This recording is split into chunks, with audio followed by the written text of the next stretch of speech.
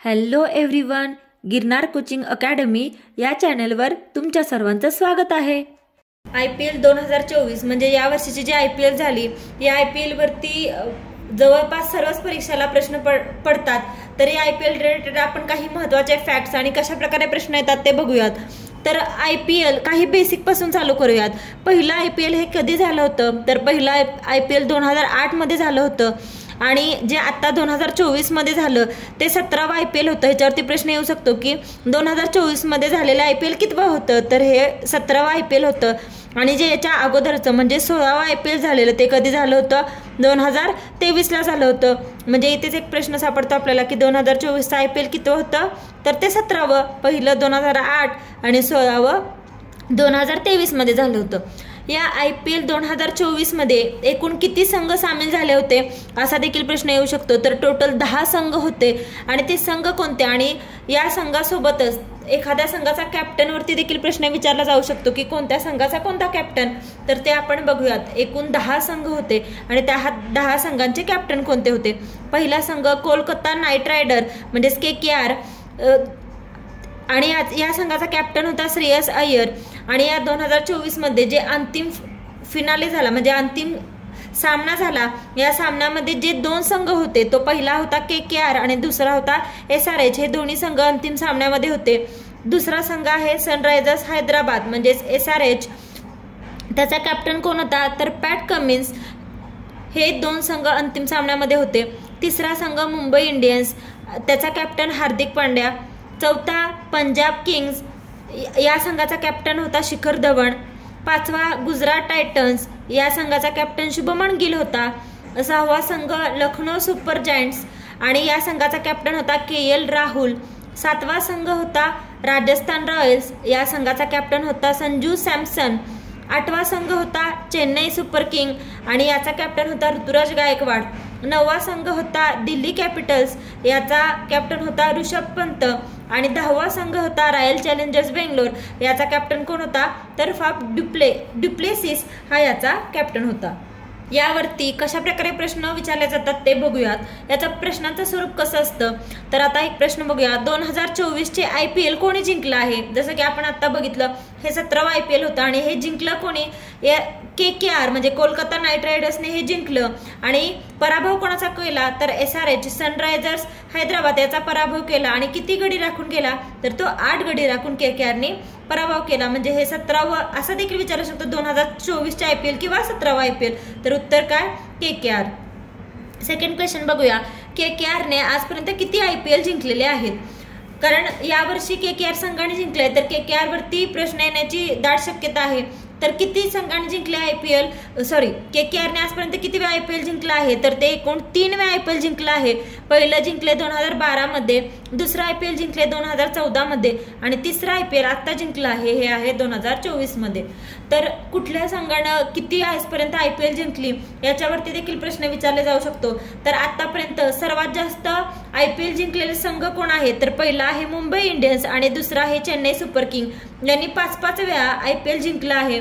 मुंबई इंडियन्सनी 2013, 2015, 2017, 2019 आणि 2020 असे एकूण 5 वेळा IPL जिंकला आहे। सेम चेन्नई सुपर किंगनी सुद्धा 5 वेळा जिंकला आहे। ते साल कोणतं? चेन्नई सुपर किंगनी 2010, 2011, 2018, 2021 आणि 2023 मध्ये IPL जिंकलेला आहे। तसेच कोलकाता नाईट रायडर्सनी 3 वेळा 2012, 2014, 2024 मध्ये जिंकले। सनरायझर्स हैदराबादनी 1च वेळा 2016 मध्ये जिंकले।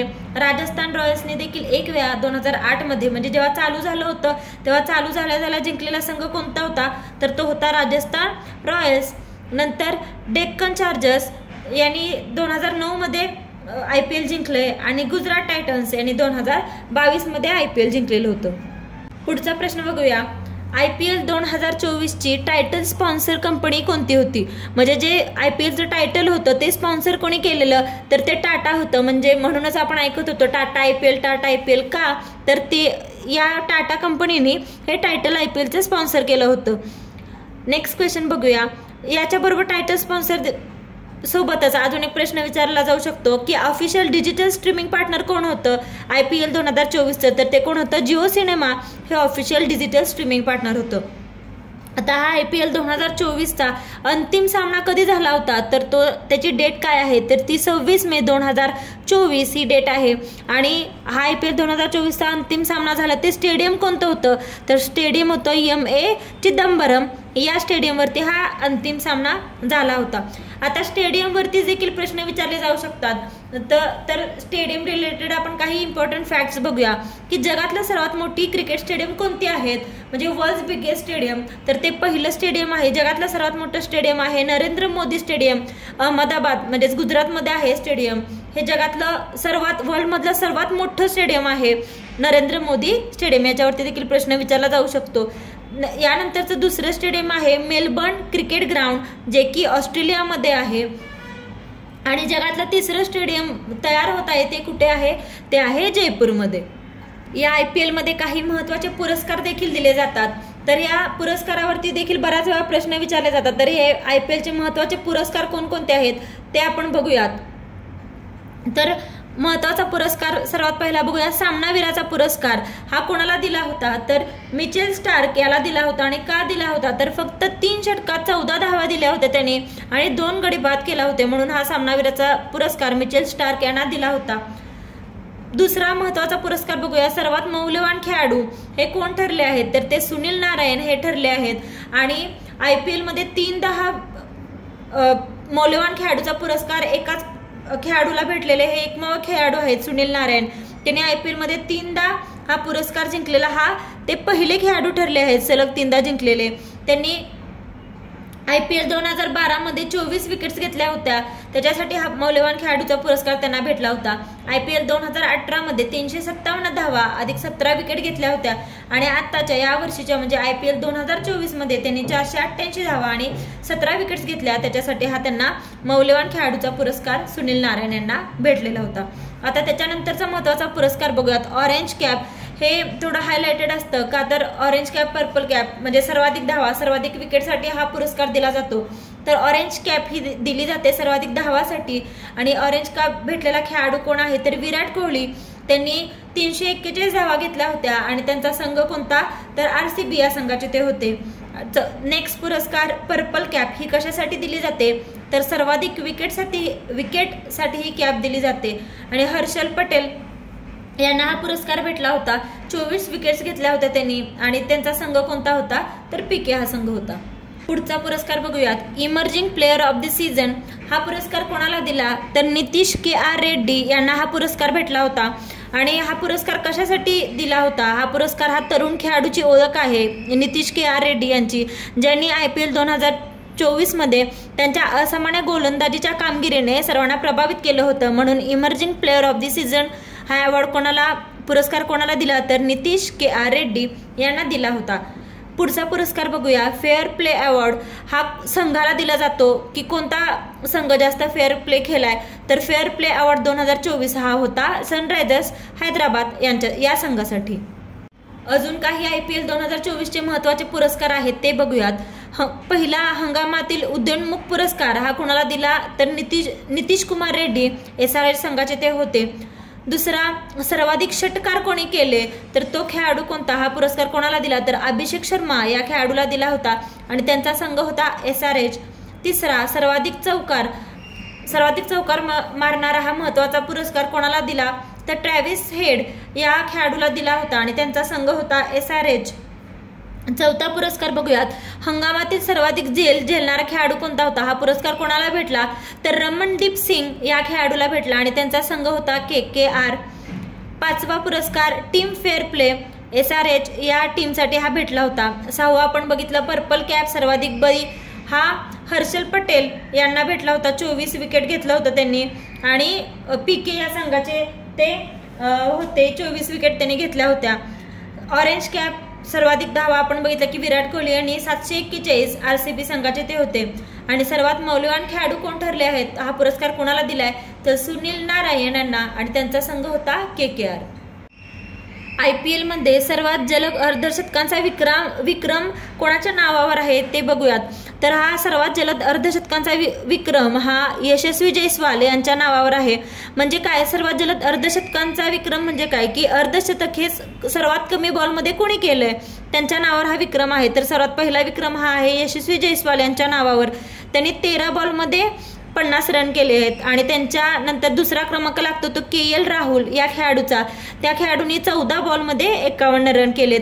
म्हणजे सर्वात जलद अर्धशतकाचा विक्रम कोणाच्या नावावर आहे तर पहिला खेळाडू यशस्वी जयस्वाल आहेत. तसंच IPL मध्ये सर्वात जलद 8000 धावांचा टप्पा गाठणारा फलंदाज कोण आहे तर 8000 धावांचा टप्पा गाठणारा फलंदाज आहे विराट कोहली हे. आता काही प्रश्न बघूया याच IPL 2024 वर अजून काय प्रश्न विचारले जाऊ शकतात. तर पहिला प्रश्न IPL 2024 नंतर कोणत्या खेळाडूंना निवृत्ती जाहीर केली हा एक यावर्षीचा महत्त्वाचा मुद्दा होता. तर आत्ताच्या झालेल्या IPL नंतर निवृत्ती जाहीर केलेले खेळाडू कोण तर दिनेश कार्तिक यांनी IPL 2024 नंतर आपली निवृत्ती ही जाहीर केलेली आहे. दुसरा प्रश्न बघूया IPL लिलावात सर्वात महागडा खेळाडू यावर्षी कोण बनलंय तर ते सर्वात महागडा खेळाडू आहे मिचेल स्टार्क आणि त्यांचा संघ होता KKR. आणि त्यांना किती पैसे म्हणजे किती सर्वात महागडे का बनले तर KKR या संघात ते होते. या संघाने त्यांना घेतलं कितीला 24.75 कोटीला घेतलं. आणि IPL 2024 आणि IPL इतिहासातला म्हणजे आजपर्यंत झालेल्या सर्व इतिहासाला सर्वात महाग खेळाडू हे बनले आहेत मिचेल स्टार्क 24.75 कोटीसाठी. पुढचा प्रश्न बघूया BCCI 4 प्लेऑफ गेम आणि अंतिम सामन्यात टाकलेल्या प्रत्येक डॉट बॉलसाठी किती झाडे लावणार आहेत हा त्यांनी एक इनिशिएटिव्ह चालू केलेला आहे. तर प्रत्येक बॉलसाठी किती झाडे लावणार आहेत ते 500 झाडे लावणार आहेत. हा देखील प्रश्न विचारला जाऊ शकतो. पुढचा प्रश्न बघूया कोणत्या समूहाने IPL 2024-28 साठी शीर्षक प्रयोजकत्व हक्क सुरक्षित केले म्हणजे टायटल स्पॉन्सरचा हक्क सुरक्षित केला आहे. कोणत्या समूहानं तर ते आहे टाटाने केलेला आहे टायटल स्पॉन्सर. पुढचा प्रश्न बघूया IPL 2024चा पहिला सामना कोणत्या 2 संघामध्ये झाला होता. हा सामना RCB वर्सेस CSK झाला होता. कधी झाला होता याची डेट काय होती तर 22 मार्च 2024 ही डेट होती. आणि ही मॅच कोणी जिंकली होती तर CSKने मॅच जिंकली होती. अशा प्रकारच्या यावर्षीच्या IPL 2024 आपण काही इम्पॉर्टंट फॅक्ट्स बघितले याच्यावरती प्रश्न विचारले जाऊ शकतात. आणि अशा प्रकारचे अजून इम्पॉर्टंट टॉपिक्सवरचे व्हिडिओ बघण्यासाठी चॅनलला नक्की सबस्क्राईब करा. Thank you for watching. प्लीज व्हिडिओला लाईक करा, शेअर करा, कमेंट करा आणि चॅनलला सबस्क्राईब करायला विसरू नका. आणि अशा प्रकारचे कोणत्या टॉपिकवरचे व्हिडिओ तुम्हाला पाहायला आवडतील ते कमेंट करून नक्की सांगा.